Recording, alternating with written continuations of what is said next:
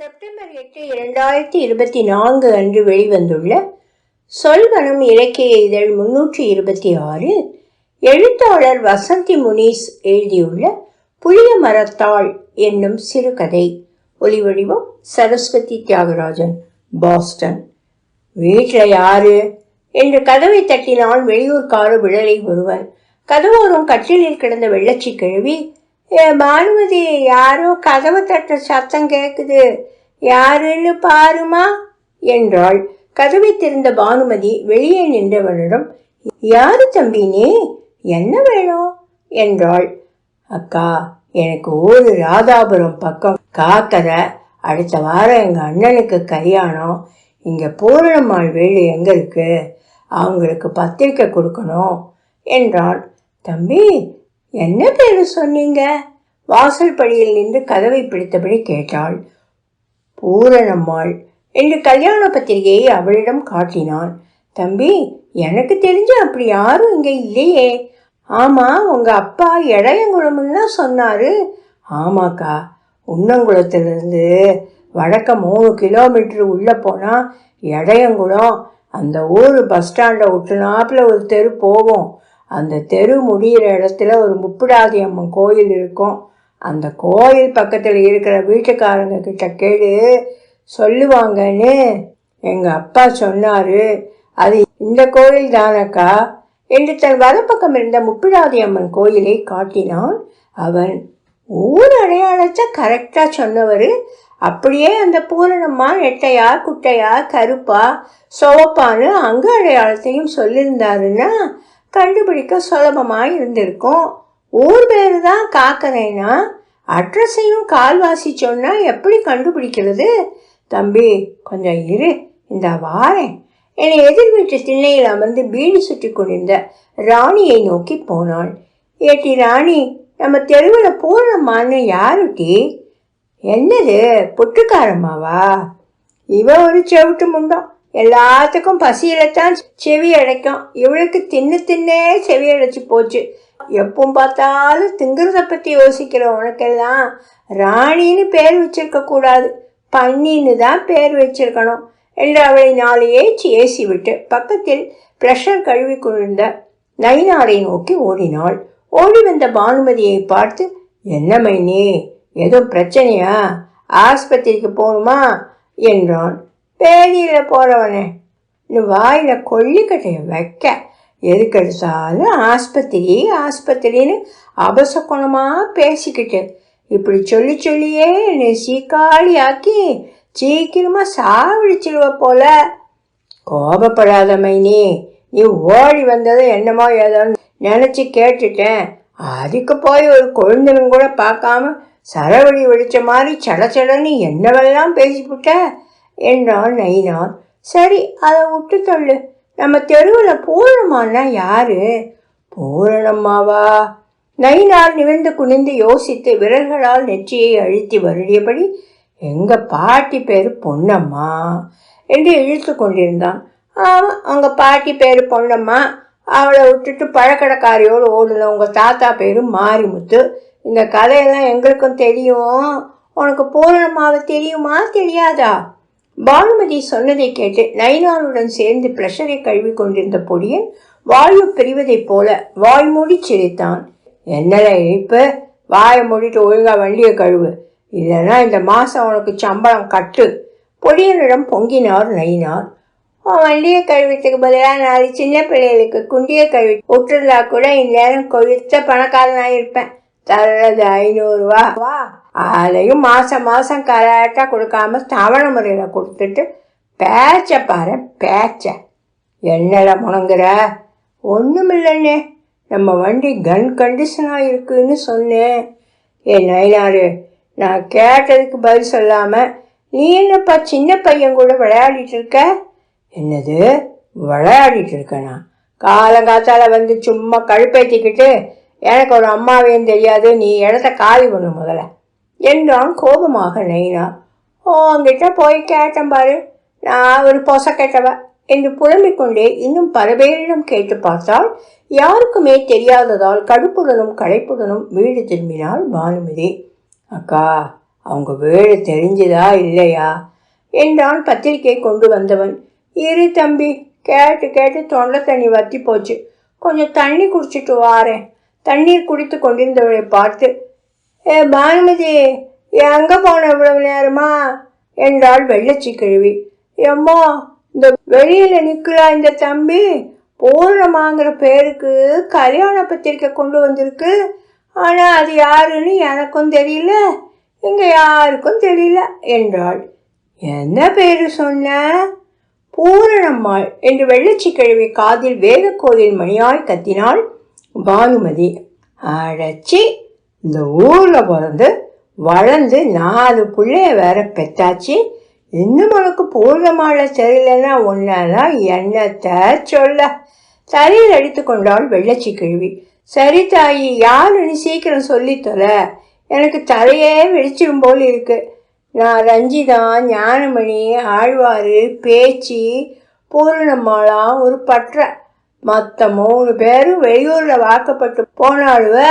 நானும் பூரணம்மாளும் மட்டும்தான் உள்ளூர்லேயே வாக்கப்பட்டது. வெள்ளச்சி கிழவி சொல்கையில் இடையில் குறுக்கிட்டு, எம்மா தாயே, நீ வாக்கப்பட்டது வதவதன்னு நாயை குட்டி போட்ட மாதிரி எங்களை பெற்று போட்டது, இதெல்லாம் எனக்கு தேவையில்லை. முதல்ல பூரணமா யாருன்னு சொல்லு என்றாள் பானுமதி. என்னைக்கு நீ ஒரு கதையை முழுசா சொல்ல விட்டுருக்க? உன் மகன் மூத்தவனுக்கு ராஜான்னு பேர் வச்சது யாருட்டி? கையில் வைத்திருந்த கைத்தடியை வைத்து மகள் பானுமதியை அடிக்க ஓங்கினாள் வெள்ளச்சி கிழவி. அட, நம்ம புளிய மரத்த அத்தை தான் பூர்ணமாவா? அப்போ புளிய மரத்தாங்கிறது பட்ட பேரா? நான் மேற்க இருக்க புளிய மரத்தை அசக்கியம்மா சாமி பேருன்னா இவ்வளவு நாளாக நினச்சிக்கிட்டு இருந்தேன். நல்லா நினைச்சப்போ. வெற்றிலையை இடிக்க தொடங்கினாள் வெள்ளச்சி கிழவி. தம்பி, அடுத்த தெருவில் இடப்பக்கம் 5வது வீடு தான் பூர்ணம்மா வீடு. அவள் அந்த தெரு கடைசியில் கொஞ்சம் தூரம் போனால் ஒரு புளிய மரம் இருக்கும். அந்த மரத்தடியில் தான் அத்தை இருப்பா, போய் கொடுங்க. ரொம்ப நன்றிக்கா, நான் வாரேன் என்றான் பத்திரிகை கொண்டு வந்தவன். சரி சரி, போயிட்டு வாங்க. கட்டில் இருந்த வெள்ளச்சி கிழவிக்கு பித்திரை கும்பாலில் கேப்பை காளியும் அதற்கு தொட்டு சென்ன சின்ன கிண்ணத்தில் வறுத்த கூனி கருவாடும் கொடுத்துவிட்டு அவள் பக்கத்திலேயே பானுமதியும் அமர்ந்தாள். எம்மோ, பூர்ணமா எப்படி புளிய மரத்தானா என்று அசைபோடும் வாயை அண்ணாந்து பார்க்கும் நாயை போல தரையில் அமர்ந்த வெள்ளச்சி கிழவியை பார்த்து கொண்டிருந்தாள் பானுமதி. புளிய மரத்தாளுக்கு 10 வயசு இருக்கும்போது அவள் தாத்தங்காரம் இந்த மரத்தை நட்டாரு. காலையிலையும் சாயந்தரமும் அவள் பாட்டிக்காரி தெரு அடி பம்பில் அடித்து தண்ணி ஊற்றுவா. மரமும் நல்லா வளர்ந்து தோப்பாகிட்டு. ஆனால் வச்சு 7-8 வருஷமாகியும் மரம் பூக்கவும் இல்லை, காய்க்கவும் இல்லை. ஊரில் இதுக்கு பிந்தி வச்ச சின்ன சின்ன மரமெல்லாம் காய்க்க ஆரம்பிச்சிட்டது. இதை கேள்விப்பட்ட புளிய மரத்தா பாட்டிக்காரிக்கு இந்த மரத்து மேலே கோபம்னா கோபம், சரியான கோபம். கிணறடிக்க போயிட்டு 1 மாதம் கழித்து வந்த புளிய மரத்தா தாத்தாங்கிட்ட, யோ, இந்த மரத்துக்கு தண்ணி ஊற்றி ஊற்றி கை காலெல்லாம் வலியெடுத்து தான் மிச்சமே தவிர வேற எந்த பிரயோசனமும் இல்லை. நாளைக்கே யாவையா கூட்டிட்டு வந்து வெட்டி போட்டுரும், விரவு காய்ச்சும் தேருமுன்னு கராராக சொல்லிவிட்டா. இதை கேட்டு புளிய மரத்தா ஒரே அழுவ. ஆனால் பாட்டிக்காரி சொன்னது தான், யார் பேச்சையும் கேட்க மாட்டாங்கிறது அவளுக்கு நல்லாவே தெரியும். தாத்தா கிட்ட தனியாக பேசலாம்னு பார்த்தா பாட்டிக்காரி கூடவே இருக்காளுன்னு புளிய மரத்தாவுக்கு பயங்கர கடுப்பு. நேரமும் ராத்திரி ஆகி போச்சு. எல்லாரும் சாப்பிட்டுட்டு படுத்தும் தூங்கியாச்சு. மறுநாள் பொழுது விடிஞ்சதும் அசந்து உறங்கிட்டு இருந்த தாத்தாவை உசுப்பி, யோ, நல்லா விழிஞ்சிடுச்சு, எந்திரியோன்னு சொல்லிவிட்டு ஒரு சொம்பில் மூஞ்சி கழுவ பச்சை தண்ணியும் ஒரு சொம்பில் குடிக்க நீ தண்ணியும் வச்சுட்டு பாட்டிக்காரி முத்தந்தொழிக்க போயிட்டா. தாத்தன் தண்ணியை குடிச்சிட்டு இழுப்ப வாரில் வச்ச மூக்குப்பொடி டப்பாவை எடுக்க போயிருக்காரு. மூக்குப்பொடியை காணோம். என் புருஷனுக்கு பீடி குடிக்கலன்னா பித்து பிடிச்சி போயிருமே, அந்த மாதிரி கேஸு போல மாமா என்றாள் சிரித்தபடி பானுமதி. கரெக்டாக சொன்ன, வெடி போட்டதும் ஓடுற நாய் மாதிரி அவருக்கு பொடி போட்டாதான் வேலையே ஓடும் என்று குண்டுக்குழியில் விழுந்த வாகனம் போல் வெள்ளச்சி கழுவி குலுங்கி சிரித்தாள். முத்தம் தொழிச்சிட்டு வந்த புளிய மரத்தா பாட்டி வீட்டுக்குள்ள நச்சலி நடமாடுறத போல அங்கேயும் எங்கேயும் நடமாடிக்கிட்டு இருந்த அவ தாத்தாவை பார்த்து, யோ என்னத்தையா தேடிக்கிட்டு கிடக்கன்னா. ஏட்டி என் மூக்கு பொடி டப்பாவை எங்கட்டி? ஆமாம், நான் தான் தூக்கி ஈரக்கொலையில் வச்சுக்கிட்டேன், போயிட்டு மரம் வெட்டுற யாவரைய கூட்டிட்டு வரோம்னு சொன்னான். மூக்குப்பொடி மிளகா பொடின்னு கண்டதை தேடி நேரத்தை போக்கிட்டு கிடக்கான் மனுஷன் திட்ட ஆரம்பிச்சிட்டா. தாத்தாவும் இனிமே இவகிட்ட கேட்டா சண்டை வந்துடும்னு தூங்கிக்கிட்டு இருந்த பூரணத்தை எழுப்பி, ஏம்மா தாத்தா மூக்குப்பொடியை எங்காவது பாத்தியான்னு கேட்டாரு. நான் பார்க்கலையே தாத்தா திரும்பி போர்வையை போத்துக்கிட்டு படுத்துக்கிட்டா புளிய மரத்தா.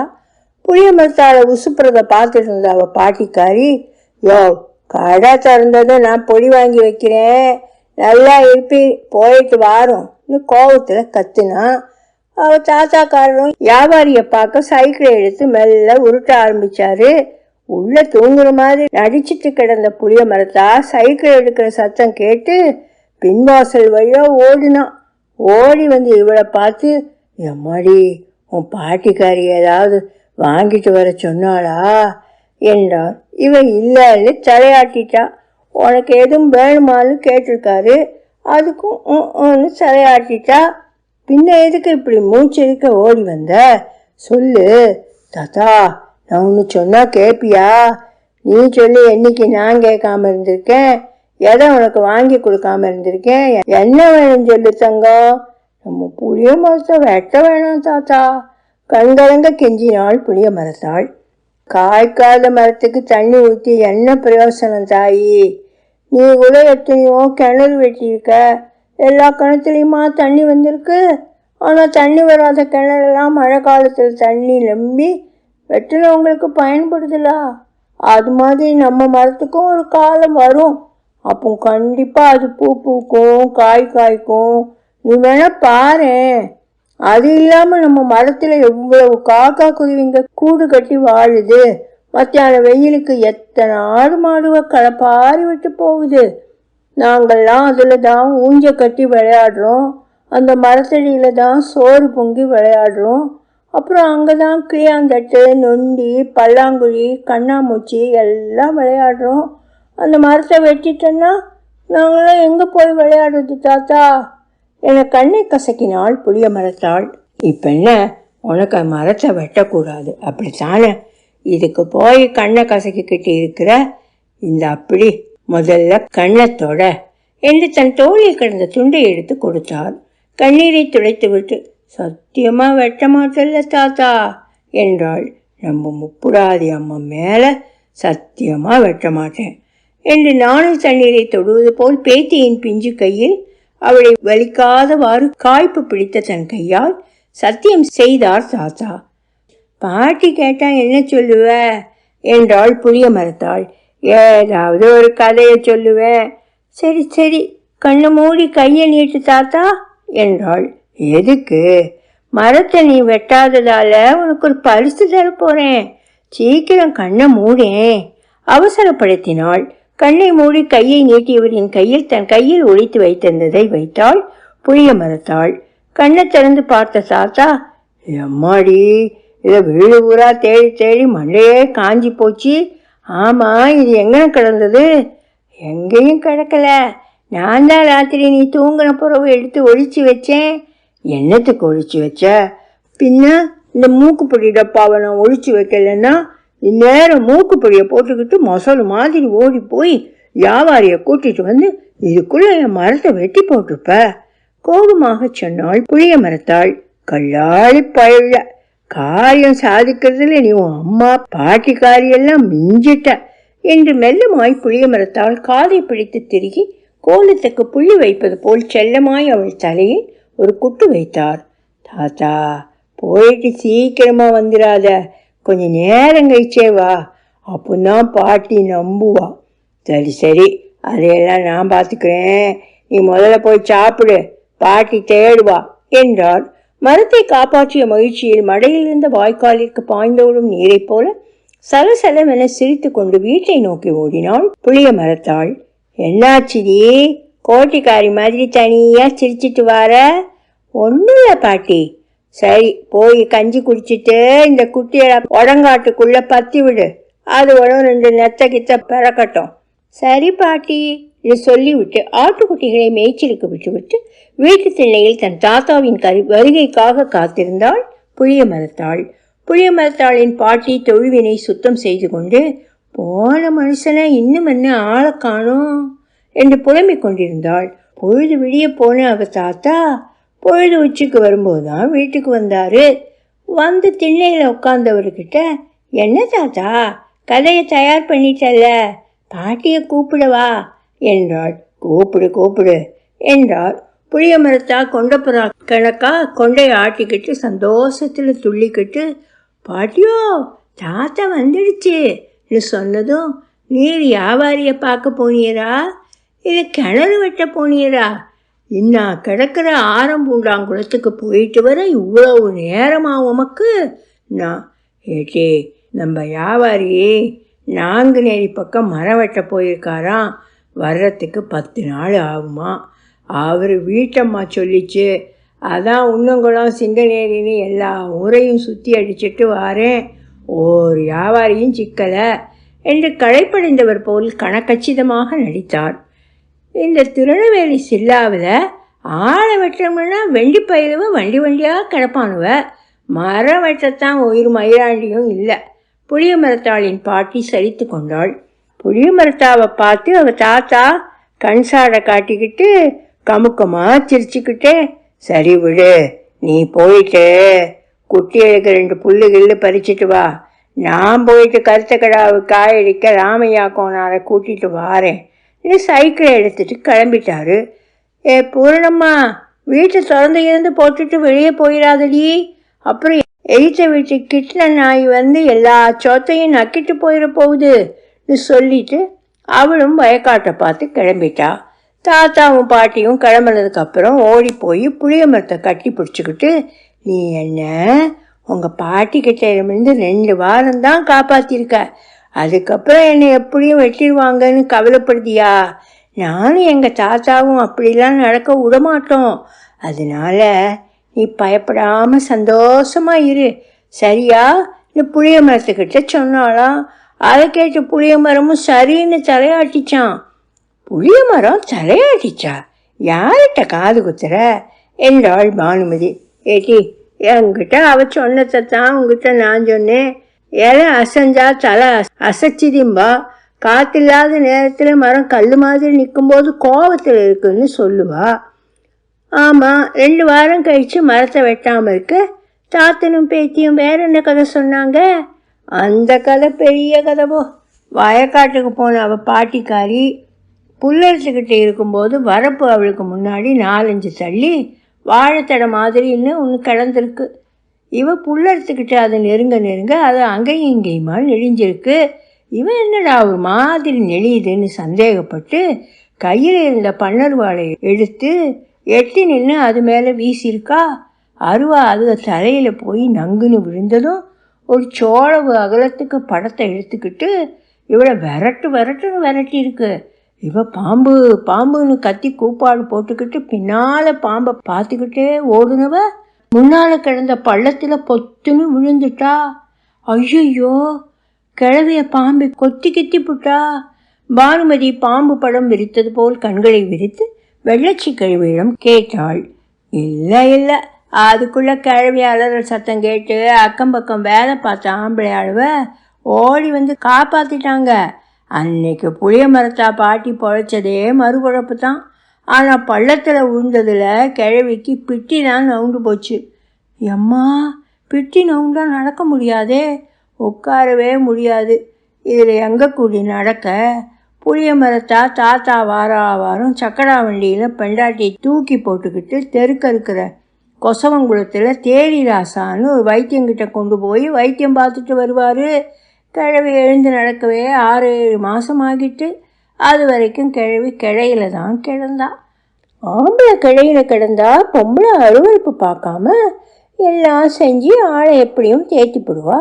ஆனால் பொம்பளை கிழையில கிடந்தா ஆம்பளை பண்டுவம் பார்க்கறது ரொம்ப கஷ்டம்லா.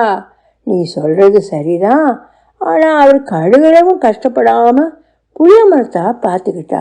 கொஞ்சம் கூட முகம் சுளிக்காம கிழவிக்கு பீமோல் அள்ளி நல்ல சீயக்காய் போட்டு குளிப்பாட்டி புண்ணுக்கு மருந்தும் வீக்கத்துக்கு தைலமும் தேய்ச்சி விட்டுட்டு புடவை கட்டி விடுவா. வயக்காட்டில் வெயிலில் கிடந்த வேலை செஞ்சு காஞ்சி போய் செம்பட்டை பாஞ்ச கிழவி தலைமுடிக்கு தேங்காய் தேய்ச்சி நடுவகில் எடுத்து நெத்தியில் குங்குமம் திருநாரும் வச்சு விடுவா.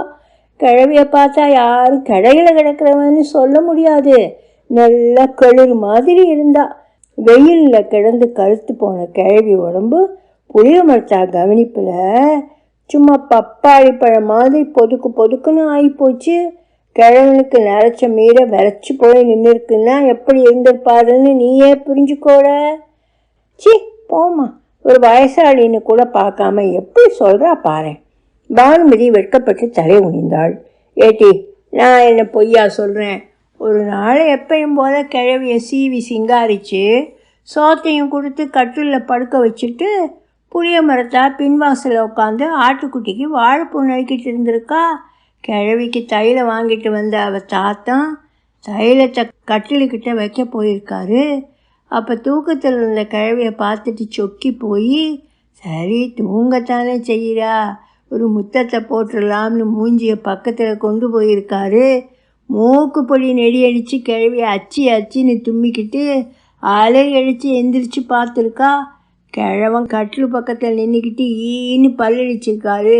இடிச்சிட்டு நின்ன கிழவனை பார்த்து, யோ இப்போ எதுக்கையா என் பக்கத்தில் வந்த நீ கிழவி கேட்டதும், நீ ரொம்ப அழகாக இருக்கிற, அதான் முத்தம் கொடுக்கலான்னு வந்தேன் நீ கிழவன் சொன்னதும், எடு செருப்பை எழுவட்ட பயலை, வீடு போப்பாங்குது காடு வாங்குது, இந்த வயசில் அவனுக்கு முத்தம் கேட்குதா முத்தம் நீ முடியை பிடிச்சி இழுத்து முதுகில் ஒன்று வச்சா என்று வெள்ளச்சி கிழவி சொன்னதும் கோழி முட்டையிட்ட பிறகு கொக்கரிப்பது போல் பானுமதி சத்தம் போட்டு சிரித்தாள்.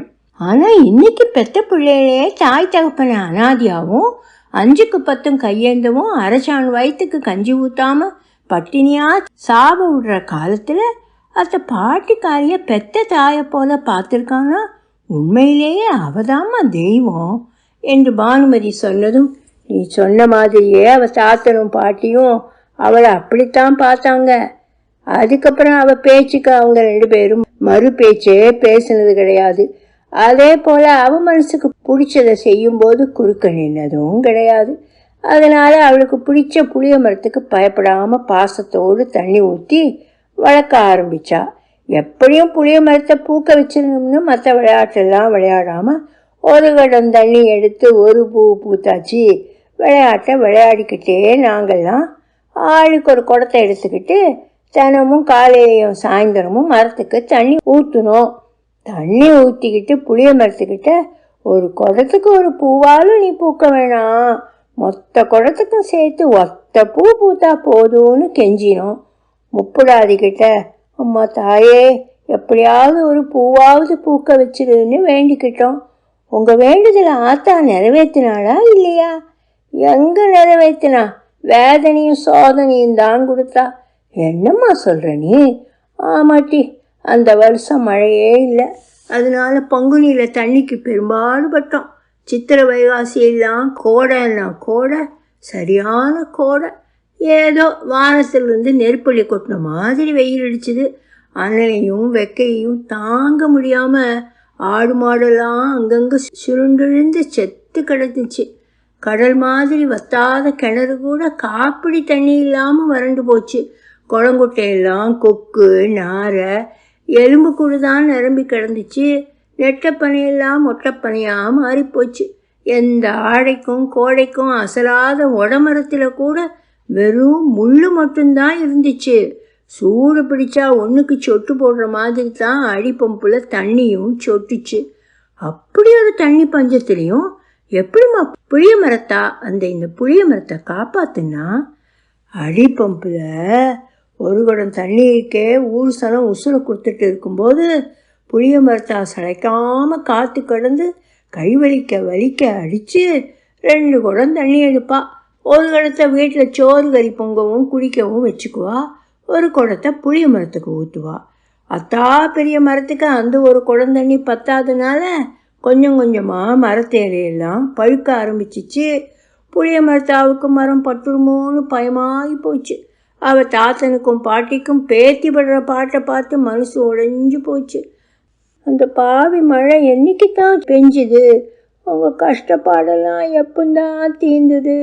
அழுந்தொனியில் கேட்டாள் பானுமதி.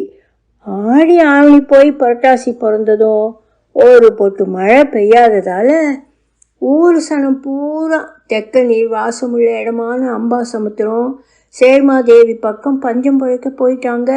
வயசான கேடுகளும் வயசுக்கு வந்த குமர்களும் வயசுக்கு வரப்போகிற எங்களையும் எங்களுக்கு பாதுகாப்பாக தெருவுக்கு 4 ஆம்பளையும் மட்டும்தான் ஊரில் இருந்தோம். புரட்டாசி முடிஞ்சு ஐப்பசி மாதம் 2வது செவ்வாய்க்கிழமை ராத்திரி வானத்தில் ஒத்த வெள்ளி பூக்காமல் கருன்னு மேகம் திரண்டு நின்னத்தை பார்த்து ஒரே சந்தோஷத்தில் கூச்சலிட்டுது. இன்னைக்கு மழை தப்பாதுடோய், நீ எல்லோரும் நம்பின மாதிரியே நடுசாமத்தில் ஈசானி மூலையில் கண்ணை பறிக்கிற மாதிரி பளிச்சுன்னு மின்னல் வெட்டிச்சு. கொஞ்ச நேரம் கழித்து வானம் உடஞ்சி வீட்டு கூரையில் விழுந்த மாதிரி சும்மா டமார்னு இடிச்சது பாரு. செவி ரெண்டும் அடைச்சி போச்சு. ஈரக்குலை பயத்தில் நடுநடுங்கி போச்சு. இடி இல்லாத நேரம் எல்லாரும் அண்டா குண்டாவை தூக்கிட்டு போய் அவங்க வீட்டு முத்தத்தில் வச்சுட்டு கதவை பாதி சாத்தினாப்புல மண்ணெண்ணெய் விளக்கு வெளிச்சத்தில் வீட்டுக்குள்ளே உட்காந்துக்கிட்டு வெளியவே பார்த்துக்கிட்டு இருந்தோம்.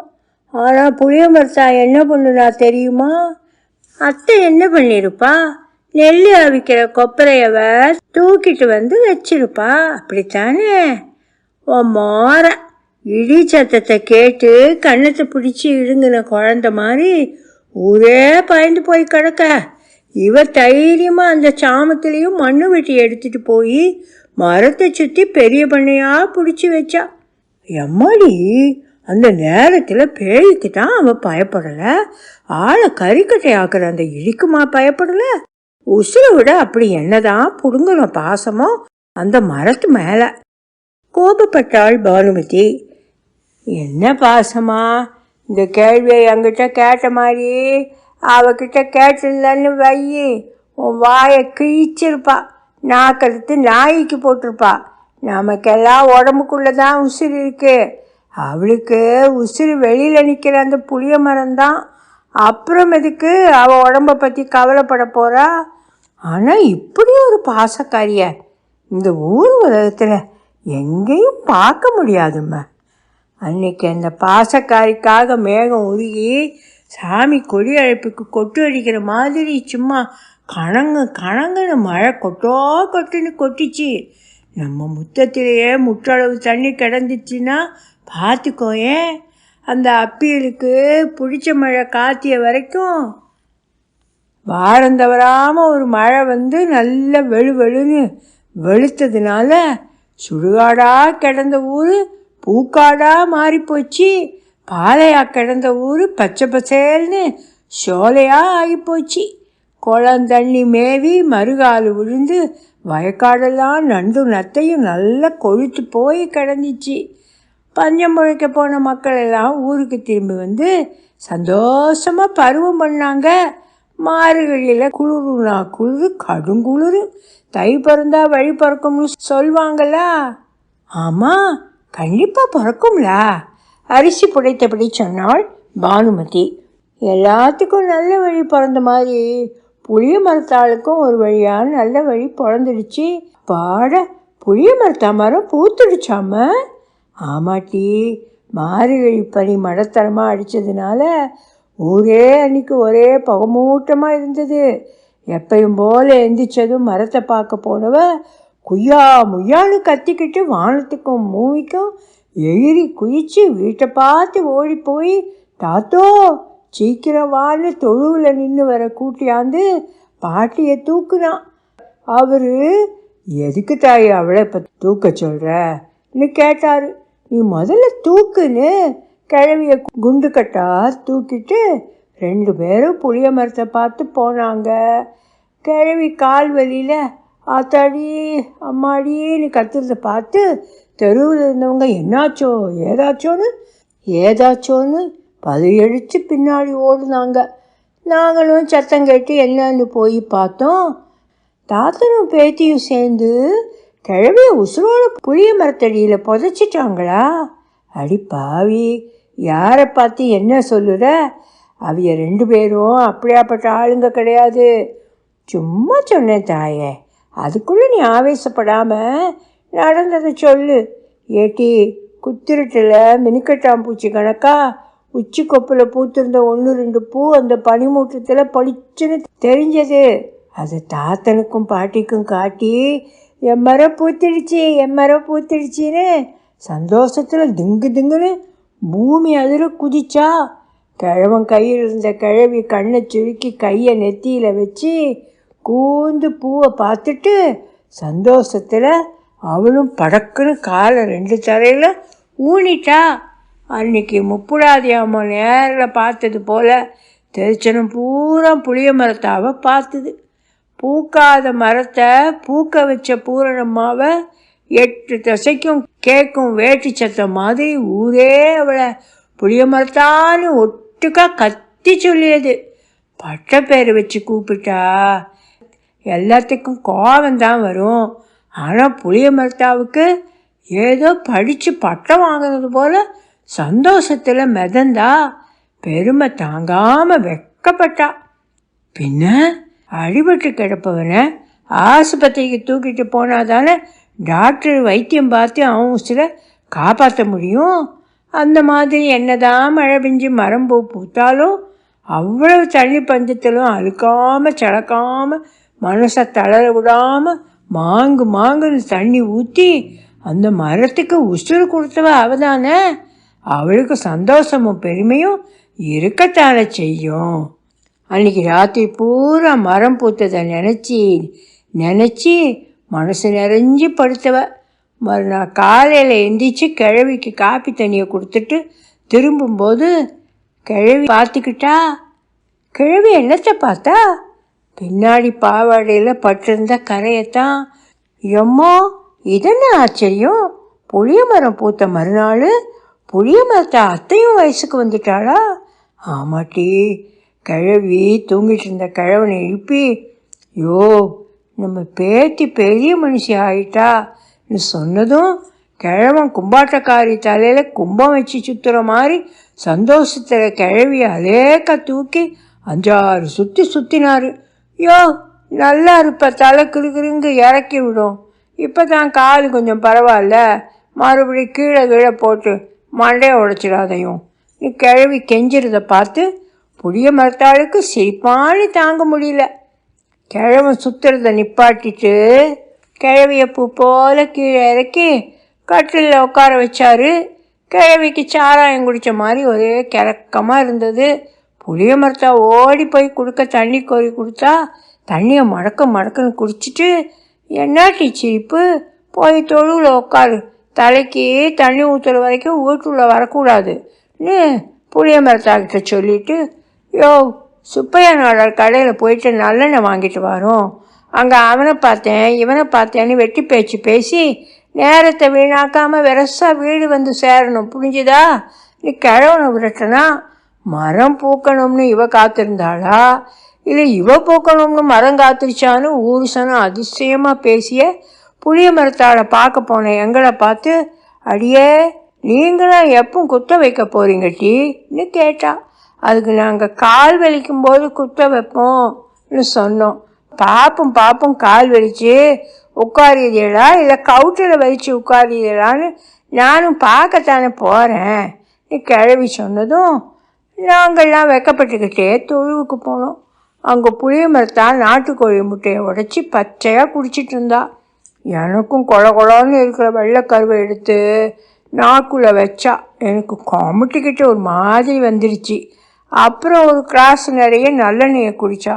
அத்தாடியே, இவகிட்ட இருந்தால் இன்னும் என்னென்ன இழவையெல்லாம் பச்சையாக குடிப்பாளோன்னு நாங்கள்லாம் வீட்டை பார்த்து ஓடியாக வந்துட்டோம் என்று வெள்ளச்சி கிழவி வாயோரும் வெற்றிலை ஒழுக சிரித்தாள். அப்புறம் வயசுக்கு வந்த பிள்ளைக்கு வடையும் பாயசமுமா கொடுப்பாவ என்றாள் பானுமதி. வெள்ளச்சி கிழவி சிரிச்சுக்கிட்டே, ஆனால் புளிய மரத்தா சடங்குக்கு நெல்லுச்சோறு போட்டு கிழவனும் கிழவியும் அசத்தி புட்டாவல்ல அசத்தி என்றாள். என்னம்மா சொல்கிற? அப்போல்லாம் கல்யாண வீட்டில் குருணைச்சோறு போடுறதே குதிரை கொம்பாச்சே.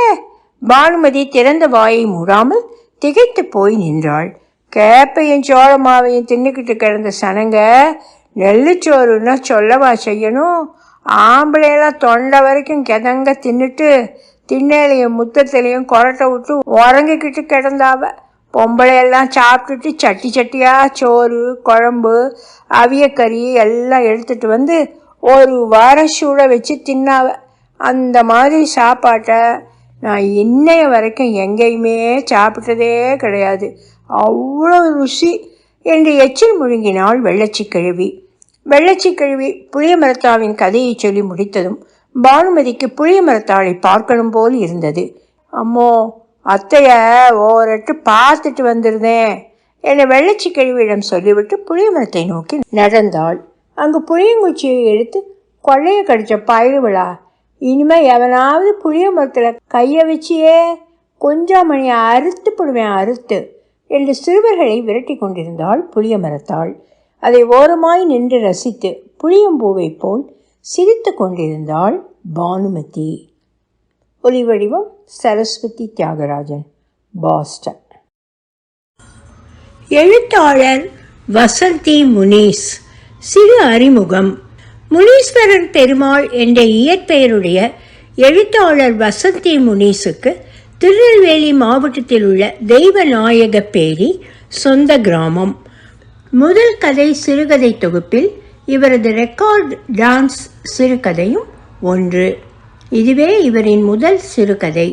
2022 இவரது முதல் சிறுகதை தொகுப்பு வாயில்லா ஜீவன்கள் காக்கை பிரதிகள் பதிப்பகம் மூலம் வெளிவந்தது. அதன் பிறகு வாசகசாலை இணைய இதழில் பல கதைகளும், சொல்வனம் இணைய இதழில் முதல் முறையாக கணியக்கா நெடுங்கதையும் வெளிவந்துள்ளன.